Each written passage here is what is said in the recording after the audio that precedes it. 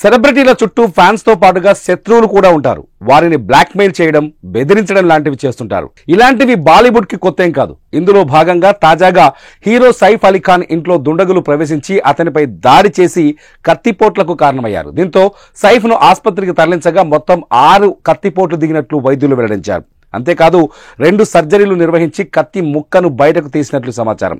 ప్రస్తుతం సైఫ్ అలీ ఖాన్ ఆరోగ్యం నిలకడగా ఉందని వైద్యులు తెలిపారు.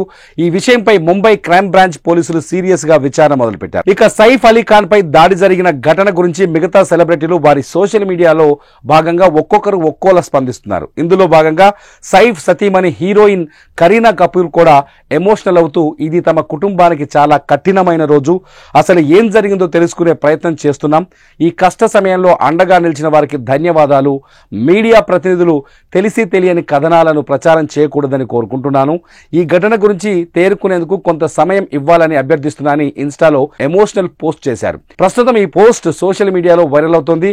ఇక నిన్న తెల్లవారుజామున 2:30 సైఫ్ అలీ ఖాన్ పై దాడి జరిగింది. సైఫ్ అతని కుటుంబ సభ్యులు నిద్రలో ఉండగా ఇంట్లోకి చొరబడిన దుండగుడు చోరీకి యత్నించాడు. సైఫ్ అడ్డుకునేందుకు ప్రయత్నించిన క్రమంలో అతనిపై దాడి చేసి పరారైనట్లు తెలుస్తోంది. కత్తిపోట్లకు గురైన సైఫ్ లీలావతి ఆసుపత్రిలో చికిత్స పొందుతున్నారు. ఎలాంటి ప్రాణాపాయం లేదని వైద్యులు ప్రకటించారు. అయితే ఇలాంటి సంఘటనలు ఒక బాలీవుడ్ కు మాత్రమే కాదు, ముంబైలో పారిశ్రామికవేత్తలు కూడా ఎదుర్కొంటున్నారు.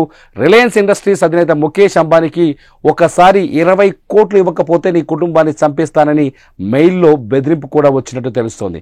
ఈ వార్త కూడా అప్పట్లో సంచలనం సృష్టించింది. నిన్న మొన్నటి వరకు సల్మాన్ ఖాన్ కూడా బిష్నోయ్ గ్యాంగ్ చంపేస్తామని బెదిరించింది. తాజాగా సైఫ్ పై దాడి చేయడంతో ముంబై పోలీసులు అప్రమత్తమయ్యారు.